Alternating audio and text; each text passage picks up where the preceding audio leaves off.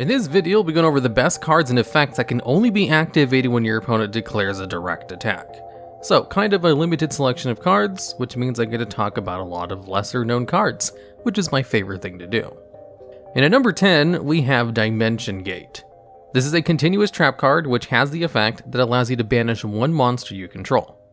Then, when this card is sent to the graveyard, you can special summon the monster banished with this card's effect. And also, when your opponent declares a direct attack, you can send this card to the graveyard. So that's where its direct attack effect comes in. Technically, it has 3 effects. The main purpose of this card is to remove one of your monsters from the field in order to bring it back later. And you can bring it back immediately upon your opponent declaring a direct attack, which means the card has a failsafe put into it so that you can bring the monster back to protect yourself if you're being attacked directly. It kind of functions in a more controlled way as interdimensional matter transporter, a card that simply allows you to banish a card you control until the end phase. And the reason you'd want to use cards like this is because you can chain them in response to any form of removal in order to allow them to basically dodge the effect. It's kind of the perfect counter to a lot of things, unless your opponent is using spell speed 4 removal, in which case you can't respond to it. Although it's kind of limited in which cards it's good with, as there are some monsters that don't want to leave the field because they only have effects that are live when they're brought out in a certain way. Or like Xyz monsters who will lose all of their Xyz materials if they're banished temporarily. However, there are some monsters where this is actually a benefit. Cards like Beast King Barbaros, who could normal summon themselves with 1900 attack instead of their original 3000 without a tribute summon, would be absolutely fine getting banished and returning because then it would come back with its full 3000 attack. Or cards like the Windups, who can only use their effects a single time on the field. Dimension Gate could allow them to reset that use. While the card never did see any play in the TCG, it did actually see a lot of play over in Duel Links for resetting the attacks of monsters who bring themselves out with lower attack, and providing cards to destroy with Storm in order to get rid of their opponent's back row, since it was used in the early days of the game when back row clear was still pretty hard to come by. And since if you destroyed your own card, all it did was bring your monster back, so there wasn't really a negative side effect to it, and it actually comboed very well with Storm decks. It allowed you to provide one of the materials needed for Storm to destroy cards, while also allowing some protection on your monsters. And at number 9, we have Counter Gate. This card can only be activated when your opponent declares a direct attack, in which case you get to negate the attack, draw 1 card, and then if it was a monster, you can normal summon it in face-up attack position. Now, this card actually provides some nice advantage if you're able to pull it off. You get to simultaneously deny one of your opponent's attacks, and replace that card you used to do that, making the card completely card neutral and card advantage, while also providing a positive effect on top of it, and even has the niche use of allowing you to normal summon during your opponent's turn, which could be used to bring out a spirit monster, since those cards normally can't be special summoned, or to even tribute summon a monarch during your opponent's battle phase if you found a way to also chain a way to get a monster on the field for that tribute, so that it can get rid of some of your opponent's cards. Not really something that's going to happen, but technically is something you can do. Or even if you don't apply the normal summon effect, being able to draw cards while negating an attack is still pretty nice. The card never actually saw play in normal TCG. It came out way too late when these kinds of effects weren't really good, especially when you can just use a Mirror Force card to destroy all of your opponent's monsters instead. But in Yu-Gi-Oh! Duel Links, this card enjoys a healthy amount of success, because it's pretty easy to get for free-to-play players and has those benefits I mentioned earlier. And being able to negate 1 attack is much more valuable in Duel Links than it is in normal Yu-Gi-Oh! Because of the smaller monster card zones. Although it still has the disadvantage of the activation requirement. One of the reasons battle traps don't see play in the normal TCG is because they're sitting ducks for destruction effects, and they usually get destroyed before they ever get a chance to do anything, which is kind of the same thing in Duel Links as well. And there are even better battle traps in that game than Counter Gate. But it's still a pretty nice option for free-to-play players if they don't have the availability of the better battle traps like Wall of Disruption, or if they want to play it alongside them for the advantage and benefits it gives. Now, for videos like these where the cards aren't exactly meta in the TCG, I might be talking about Duel Links a lot, so just a heads up on that. And at number 8, we have Swordsman of Revealing Light. This is a level 8 monster who has an effect in the hand that can only be activated when your opponent declares a direct attack, in which case you get to special summon this card from your hand, and then if the monster who attacked has an attack which is lower than this card's defense of 2400, then you get to also destroy the attacking monster. It is important to note that this card does not negate the attack, it simply allows you to special summon itself and then maybe destroy the card if it has less than 2400 attack. Which means if you use it to stop a big boss monster from attacking, the best you can do is put a body on the field so that they'll have to attack over it instead. But if you use it to stop a smaller monster, then it's pure advantage, being able to bring the card out and destroy a monster in the process. The card also has an additional effect if it's used as an Xyz material, where it grants the Xyz monster the effect that the first time it would be destroyed by battle each turn, it's not destroyed, which is actually pretty good protection, but not something you want to go out of your way to grant a monster.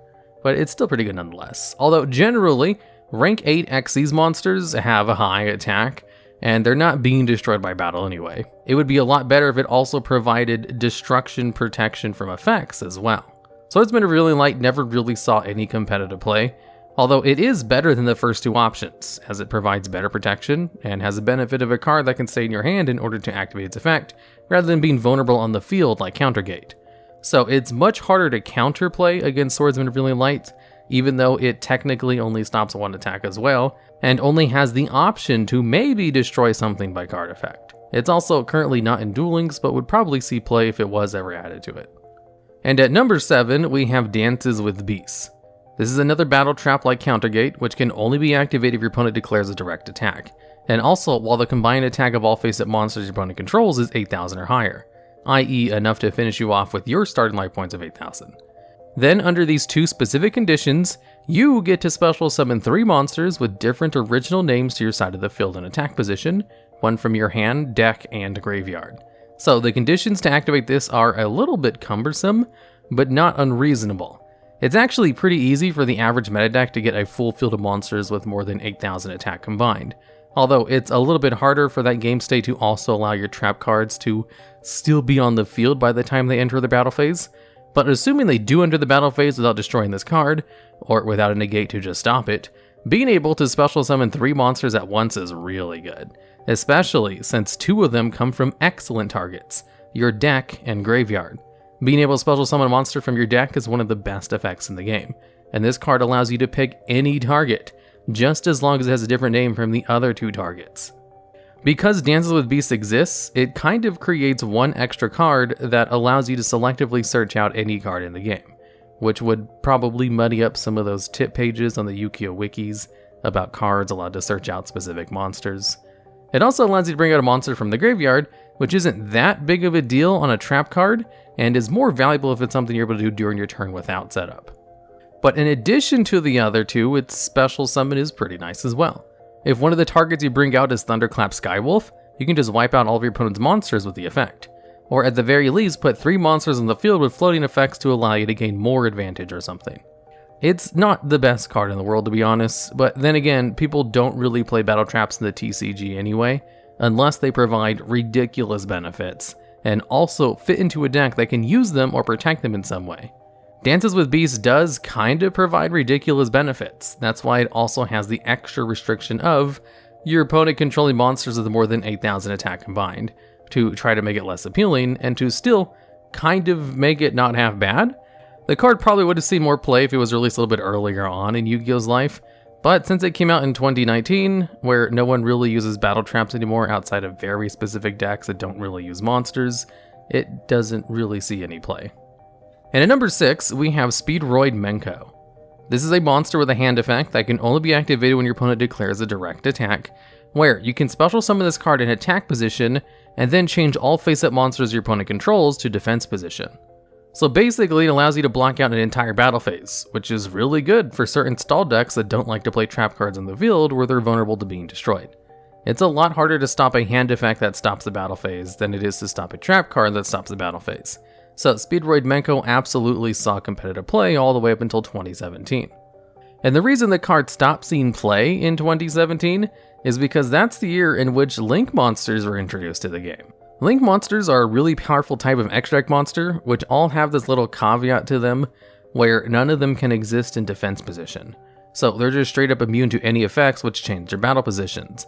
And since the way Speedroid Menko was meant to stop the battle phase was by flipping all those monsters to defense position, so that they can't attack anymore, it just doesn't work on Link monsters.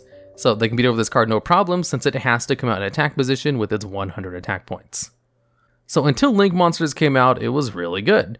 But now, not so much. It's just an inferior version of other cards I'll talk about later on in this list, and we'll probably only see play again if it's released in Duel Links, since cards like Spear Kuriboh see play in that game and they only stop one monster by changing it to defense position. And at number 5, we have Rainbow Kuriboh. This is a level 1 monster who has 2 effects. One of them allows you to equip this card from your hand to an opponent's monster that declares an attack, which then stops that monster from attacking permanently. Then it has a graveyard effect, that if an opponent's monster declares a direct attack while this card is in your graveyard, you can special summon the card, but it's banished when it leaves the field. So both of these effects are pretty good. The ability to stop a monster from attacking from the hand is actually pretty decent, especially since the stop lasts for as long as this card is equipped to the monster. It's kind of like Fiendish Chain, minus the effect negation. Then in the graveyard, you can just use this card to block one attack, which is generally a pretty good thing, even if it's only once per turn. And the reason this card saw play in the past was mainly because it's a light attribute monster. If you happen to have a card in your hand, you gain the double benefit from both of its effects to attach itself to a monster, and then later use it to block one attack with its body. However, if you're able to send it directly from your deck to the graveyard, then it's just pure advantage with the ability to bring it out and stop an attack. That's why this card was sometimes used as a target for Shadow decks who need a light monster in order to bring out El Shadow Construct. It even saw play in Lightsworn Dragon Ruler decks when they were still legal. Although modern Yu-Gi-Oh isn't really about stopping singular attacks, unless stopping that singular attack also grants you some other kind of benefit. And if it were, then Rainbow Kuriboh would see a lot more play, because it's a really good stopper from the hand. Although the modern metagame is more about destroying everything before entering the battle phase, or negating your opponent before they build a board, and not really preventing a couple of attacks with one monster. And at number 4, we have Swift Scarecrow. This is a monster that has the effect in the hand where if your opponent declares a direct attack, you can discard this card in order to end the battle phase. Now, since this card stops an entire battle phase from the hand, it's actually really good and saw lots of competitive play in the past for any deck that wanted to stall out for whatever their strategy was using. It even saw play in a couple of machine decks that could make use of its type and attribute in the hand or graveyard, which also had the niche benefit of protecting them for a turn if they happened to get behind in the game state. But normally, Swift Scarecrow was only used in stall decks like Final Countdown, and also in a lot of Cleafort and Burning Abyss decks, surprisingly enough. But only as a side deck one-of. Basically, those two decks had so much recursion that if they could just survive one extra turn, they could completely build their whole board again, so it makes sense for them to maybe want to stall out against certain decks. The card doesn't really see play anymore, because even being able to stop a full battle phase isn't really enough for a card to see play in the metagame, because they don't really care about blocking out a battle phase unless it also grants them another benefit. And pure stall decks kind of transitioned into Mystic Mind variants, which don't really use monster effects at all, and don't really need to stop the battle phase. So, if they ever release a new super overpowered floodgate that does allow the player to use its monster effects and needs to stop the battle phase, then Scarecrow might show up in the meta again, with its last meta appearance being in a Reversal Quiz OTK deck in 2019. And at number 3, we have Ghostrick Jackfrost. This is a level 1 monster, which has an effect if your opponent declares a direct attack, where you can change the opponent's monster to face down defense position, and then special summon this card from your hand in face down defense position. So realistically, it only blocks one attack, and then allows you to special summon a monster who can potentially be used to block another attack with its defense position body. So at best, you get a 2-for-1 block with this card. So how does something like this make it higher on the list than Swift Scarecrow, a card that can block an entire battle phase from the hand? Well, Jackfrost's effect, to flip a card face down, technically does not target. So back in 2018 when Spirals are making a resurgence, a whole bunch of Spiral decks were running copies of Ghostrick Jackfrost in their side deck in order to have an out to an enemy Spiral Sleeper, which under normal Spiral setups was a card that couldn't be targeted or destroyed by card effects, thanks to the effect of Spiral Gear Last Resort, which was usually equipped to him. And also, Spiral Sleeper could destroy 2 of your cards during your turn with its Spell Speed 2 destruction effect. So it was kind of hard to out since it couldn't be targeted or destroyed by anything. That is, unless you flipped it face down with a Ghostrick Jackfrost on its attack. While face down, it no longer had any of those immunities and couldn't disrupt your plays, since it needed to be face up to use its Spell Speed 2 destruction.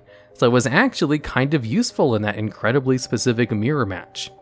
Although as soon as Spirals got another hit on the ban list with them getting rid of a couple of the Nightmare Link monsters, it immediately failed to play in the meta, and hadn't actually seen any play till 4 years earlier in a couple of variants of just Ghostrick decks.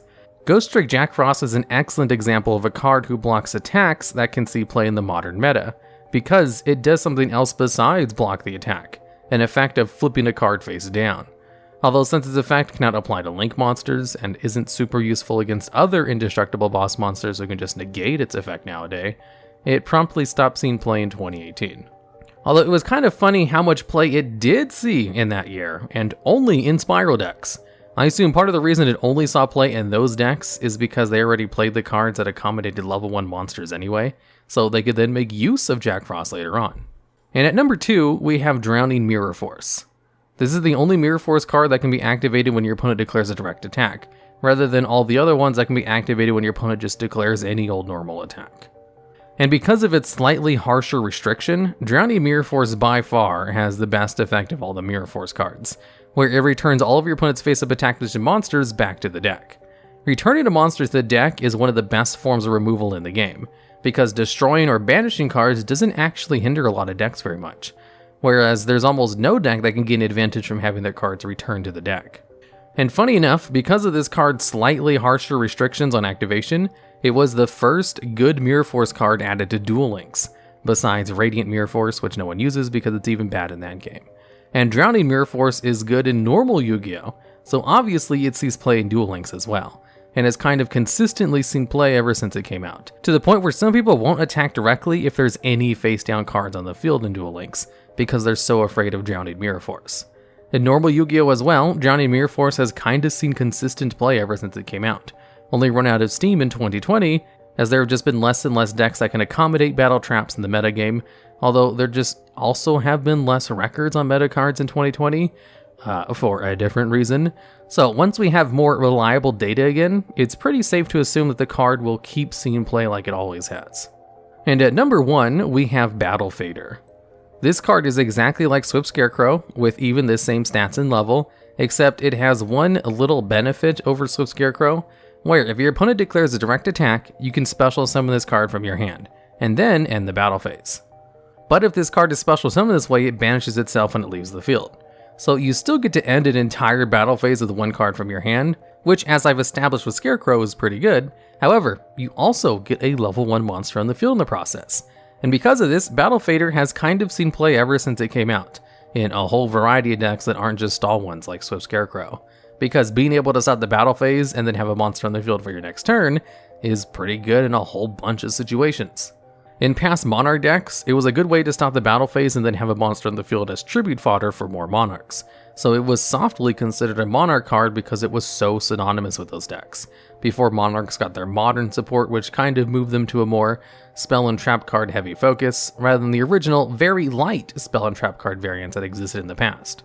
In addition to the fact that it was just good in burn decks and install decks alongside Swift Scarecrow, because it basically gave you 2 cards to stop battle phases from the hand, which was made even better when Speedroid Menko came out and you had 3 cards that could stop the battle phase with 1 card from the hand, before Link Monsters came out and kind of ruined Speedroid Menko from being mentioned alongside Swift Scarecrow and Battle Fader. Swift Scarecrow and Battle Fader are not always played alongside each other. Battle Fader was actually played more in other decks because of its ability to special summon itself, which actually continues to the modern day. It currently occasionally sees play in anti-meta decks, including Gren Maju variants and even a random card trooper deck in 2020. So because Battle Fader actually continues to see play in the modern day, and has basically consistently seen play ever since it came out in 2010, and would be completely overpowered if it was ported over to Duel Links, it barely edges out Drowning Mirror Force as the best card, which can only be activated when your opponent declares a direct attack. Being able to gain advantage while also negating an entire battle phase without having to set a card on the field is kind of good. It's like Counter Gate on steroids. Alright, and that's the list. This video was actually requested on my Patreon from one of the higher tier rewards who get to pick video ideas, although most of the video ideas I do are done from comments and videos. So, if you know any other better cards that should have made this list, or have ideas for future videos just like this one, I'd love to hear about them down in the comments. And also, did you know I have a World of Warcraft channel with over 250,000 subscribers, and only 35.4% of people who watch these videos are actually subscribed to this channel. If everyone who watches these Yu-Gi-Oh videos was also subscribed, we could easily blow past the number of my World of Warcraft channel in like a month.